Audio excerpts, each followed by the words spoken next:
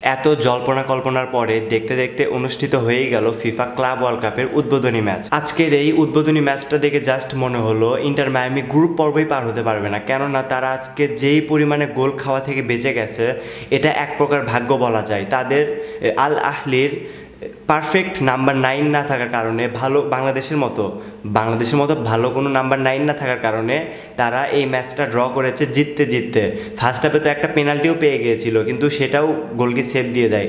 অবশ্যই ইন্টার মায়ামির গোলকিটা অনেক ভালো সেভ দিয়েছে, সে কারণেই আজকে গোল খাওয়ার হাত থেকে বেঁচে গেছে ইন্টার মায়ামি। আজকের এই উদ্বোধনী ম্যাচে ইন্টার মায়ামি যেই পারফরমেন্স করেছে এই পারফরমেন্স নিয়ে তাদেরকে গ্রুপ পর্বই পার হতে হবে না, কেননা তারা প্রতিপক্ষ হিসেবে আরও যে দুটি দল পেয়েছে।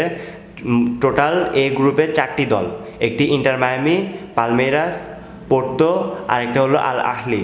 আল আহলির কাছে যেহেতু ড্র করেছে, এই 4টা দলের মধ্যে ইন্টার মায়ামির এই বাকি যেই 3টি প্রতিপক্ষ, সেই 3টি প্রতিপক্ষের মধ্যে আল আহলি সবচেয়ে ছোট দল। আর যেই বাকি দুটি দল রয়েছে, একটি হলো পোর্তো পর্তুগালের ক্লাব, আর একটি হলো পালমেইরাস ব্রাজিলের সবচেয়ে বড় ক্লাব। এই দুটি ক্লাবের সাথে তো কোনোভাবেই ইন্টার মায়ামি জিততে পারবে না, কেননা তারা আল আহলির সাথে যে পারফরমেন্স করেছে, যদিও মেসির একটা ফ্রি কিকে গোল হওয়ার সম্ভাবনা ছিল, কিন্তু স্কোর তো করতে পারে নাই, গোলটা তো আর হয় নাই। অপরদিকে আল আহলি ফার্স্ট হাফে অন টার্গেট শট করেছে 6টি, সেখানে ইন্টার মায়ামি একটিও অন টার্গেট শট করতে পারেনি ফার্স্ট হাফে।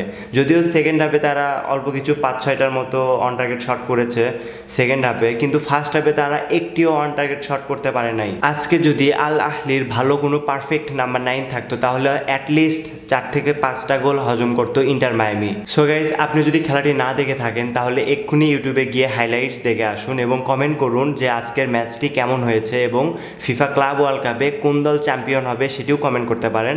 আপনি চাইলে এটিও কমেন্ট করতে পারেন, ইন্টার মায়ামি কি গ্রুপ পর্ব অতিক্রম করতে পারবে নাকি এলিমিনেট হয়ে যাবে। সো আজকে ভিডিও এই পর্যন্তই, আশা করি ভালো থাকবেন, সুস্থ থাকবেন, আল্লাহ হাফেজ।